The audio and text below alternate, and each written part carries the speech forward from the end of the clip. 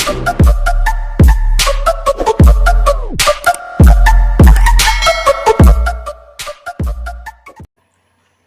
day everyone, I'm Emay and Visto, and today we tackle about Chapter 9, Organization for Personnel. So, here are the content. First is the basic personal problem, job analysis. Third is the study of time. The fourth is the selection, testing, and source of applicants. And the fifth is testing ability and aptitude. The sixth is different steps in training, and then other incentive, and the last is other personal action. Alright, the most complicated problem in business is people.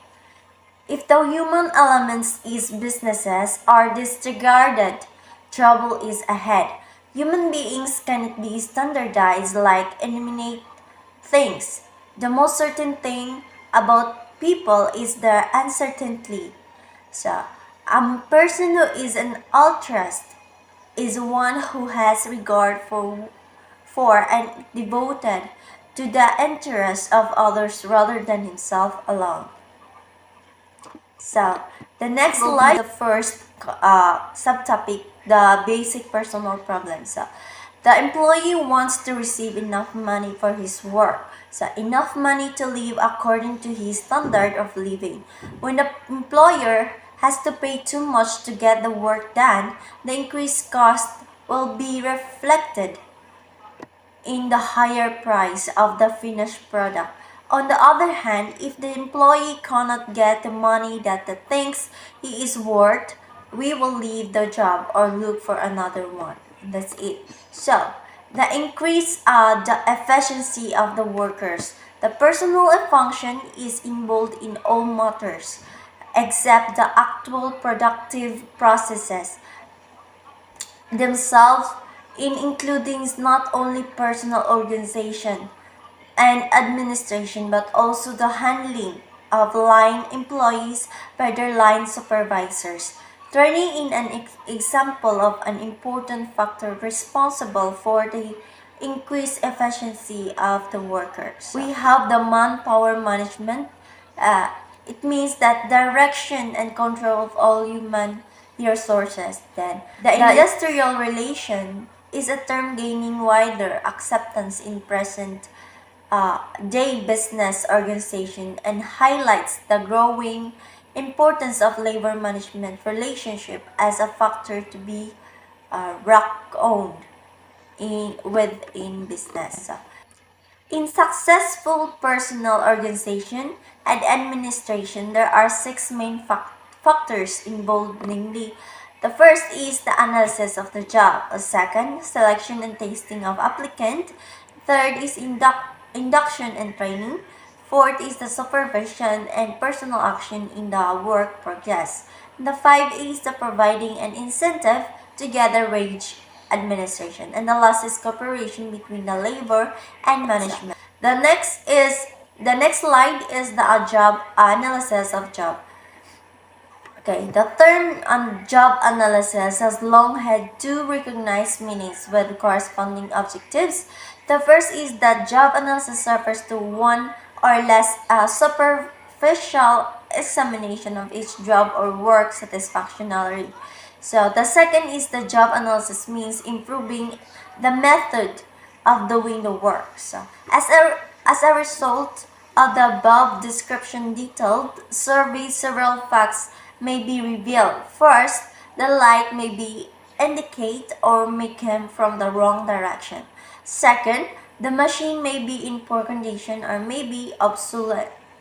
Third, the materials may not come in proper shape to work on. Fourth is that the tools may be dull, not appropriate, or even lacking. The fifth is the worker may make many unnecessary motion which not only spend time unprofitably but likewise tire him quickly. And the sixth is the work may not be arranged to the best advantage. Alright, move on to the next slide, which is the time study or the study of time. So the purpose of a time study is to determine the time required to perform each element in the operation. Each operation is in the job and the job itself. There are two reasons for time studies: to provide a basic for comparing the performance of the same job and establish a standard time for doing the work. Alright, on the next slide, which is the selection and tasting of applicants. So, finding the source and qualified candidates, interviewing and testing them, and then selecting the candidates who come closest to meeting the requirements for those who already accessibly, or the step involved in choosing the people who are most suited for the job. So here are the sources of applicant. So the science and arts employment and recruitment are not and highly developed in the Philippines as they are in industrialized countries. The fact that almost 10% of the labor force is unemployed and seriously underemployed result in an abundance of a oversupply of laborers. So there is a serious shortage of management personnel, supervisor, and various type of skilled worker. So sources of labor supply are up to be fluid and variable. The following may, however, be mentioned. So here are the first. In the event of the new opening, promotion of other vacancy, the company should always look at its present employees and find out if any would be promoted and are deserving of a promotion to the vacant item. The second is the former employees with satisfactory records are valuable sources associationally. So then, the third is the science and art of employment and recruitment are not as highly developed in the Philippines as they are in industrial countries. The fact that almost 10% of the labor force is employed and seriously underemployed result in abundance and oversupply of laborers. There is serious shortage of management personnel, supervisor, and various types of skilled workers. And the fourth is newspaper advertisement are always affected sources in the Philippines. And the fifth says school, colleges, and training agency are sources of specific types of help, especially for younger and experienced applicants who have promotional possibilities. And the sixth is the manpower agencies are good sources of labor. Although in the Philippines, they suffer from the disadvantage of being identified with the recruitment of the housemaids and domestic help. Only the Department of Labor has a Office of Manpower Services, which act as the state employment agency in the Philippines. So the sixth and the seventh is the many skilled workers and supervisors and letters of application on their own volition to business firm.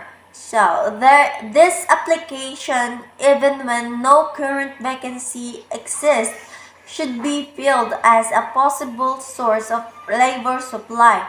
Forms outlining their qualification may be filled out the gate.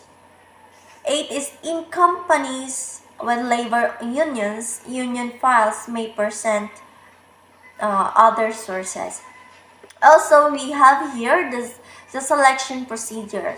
The hiring processes of companies differ widely. Some of content with a cursory personal interview and a simple physical exam, while others employ an elaborate series of tests, examinations, interviews, and appraisals. So the order of arrangement of function also differs. Some companies give physical examinations early in the procedure, whereas others place this step towards the end of the procedure. 3 major steps have been taken. First is the requirements of the job to be filled have been specified. And the second is qualification workers must possess have been specified. And the third is candidates for screening have been recruited. And the next is we have here the selection. The selection of suitable people is challenging because of intangible.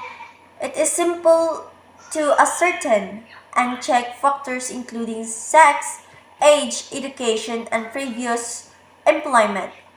What did a potential employee perform for a certain business? How well did he do it? He seemed to get along well with his coworkers.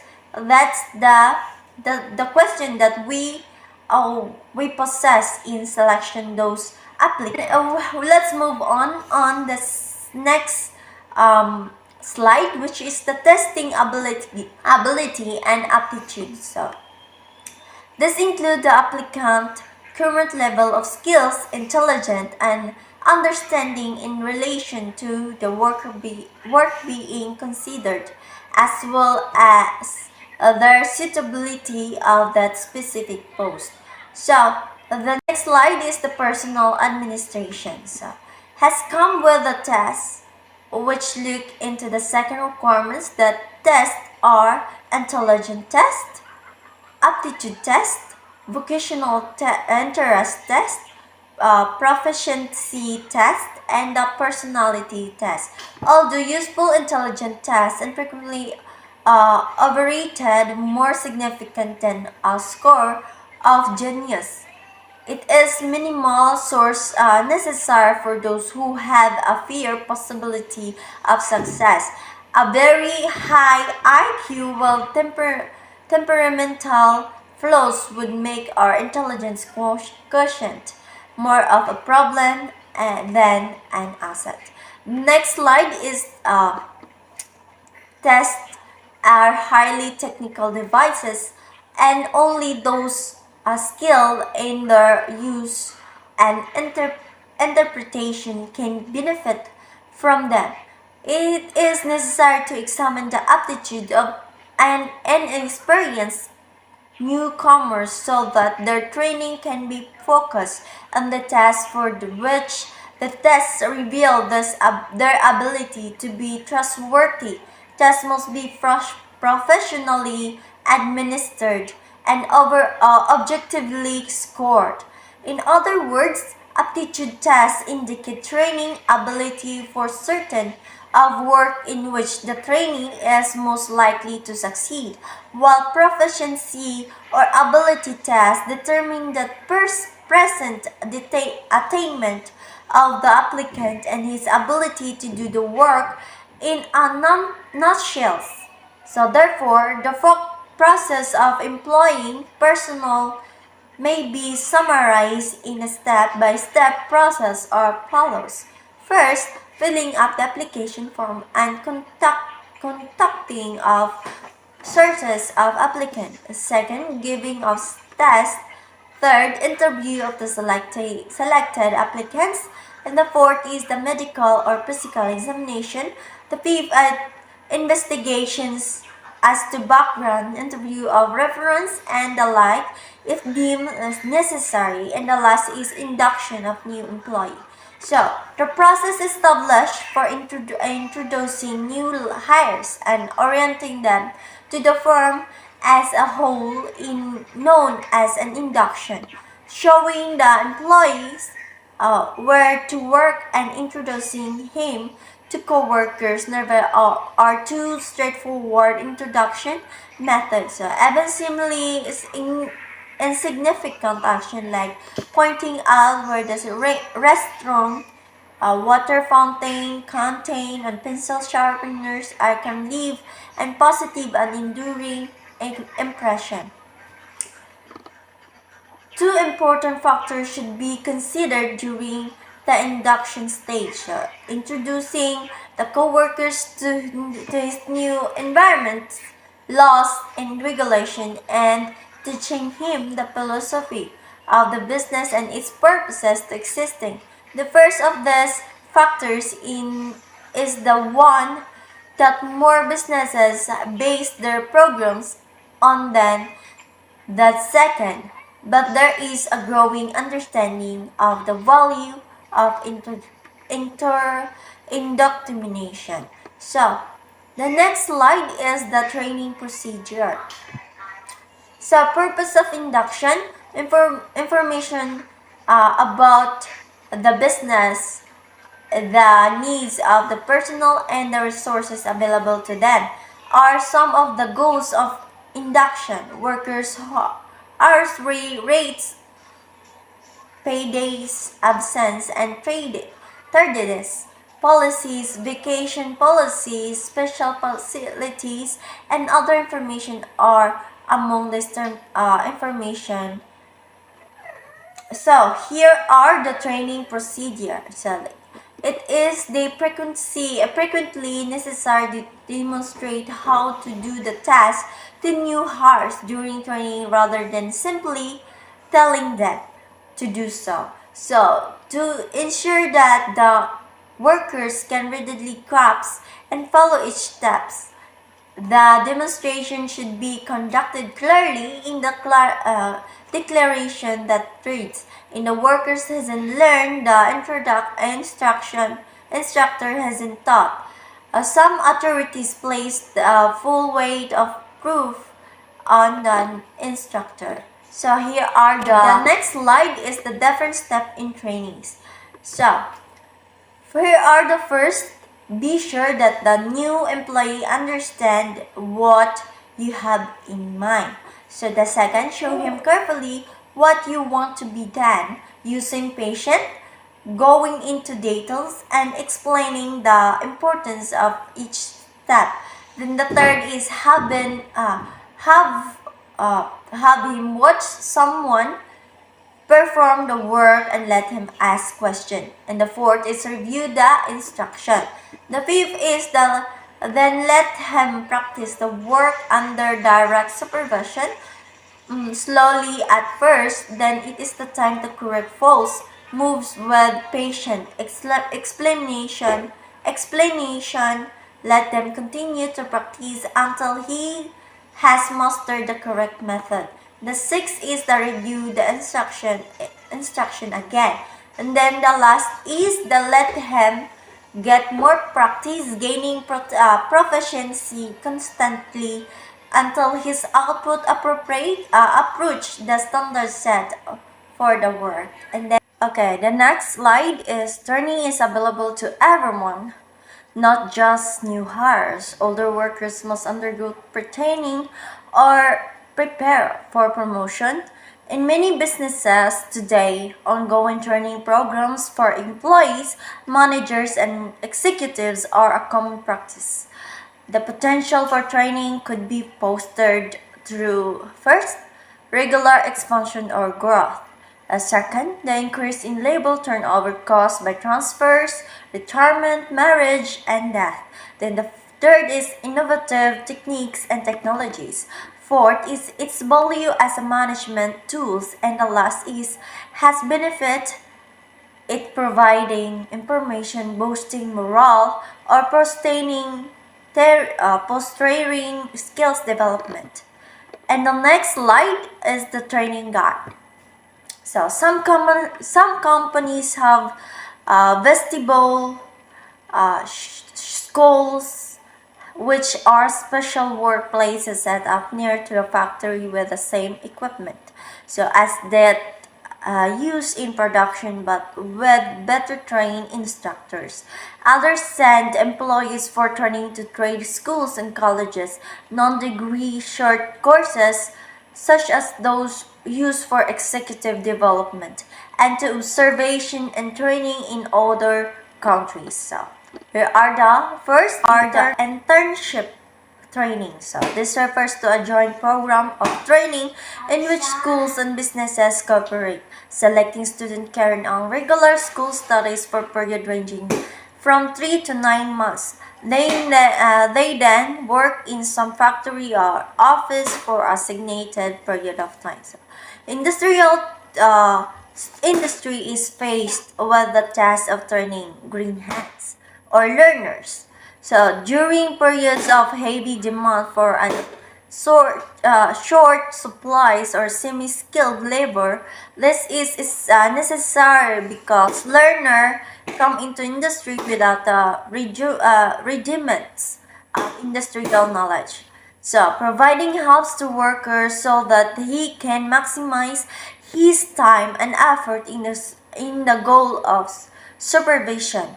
In essence, it aims to develop workers and direct activities.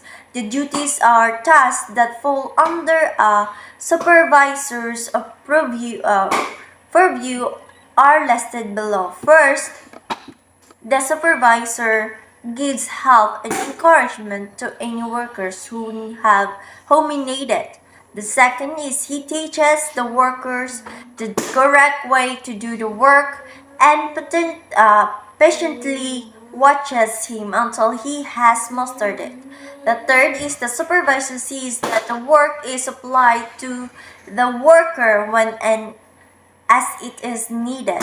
Then the fourth is he sees that the work is turned out according to schedules. The fifth is to settle differences as they arise and those order with the intel in addition to cooperate responsibilities. Then to disregard these responsibilities properly, the supervisor must understand what is required of his group, such as first, he must know how to get work done and when it is being done correctly. Then the second, he must know how to give orders and instruction to that so that they will be understood and followed. Third, the supervisors himself must be careful and truly trained for his job. The supervisor's job is to see to it that work is done. He is closest to the performance of actual work. In business, the rule of supervision is crucial. Poor monitoring is an expensive luxury. Good supervision yields excellent returns. There are proper and improper attitudes and supervision method. The proper ones can save a lot of time and money, while the wrong ones can be very costly. So, in the other word of business, the rule of supervision is crucial. An expensive luxury is for monitoring. Good supervision yields beautiful returns.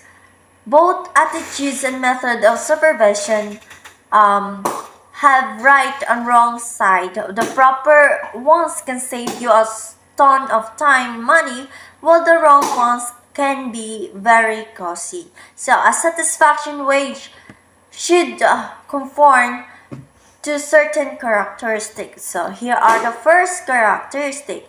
It should be such as to maintain the standard of living to which the employee is accustomed, or it should be the same wage paid in the community for more or less than that same kind of work. Then the second is it should be within the capacity and of the company to pay.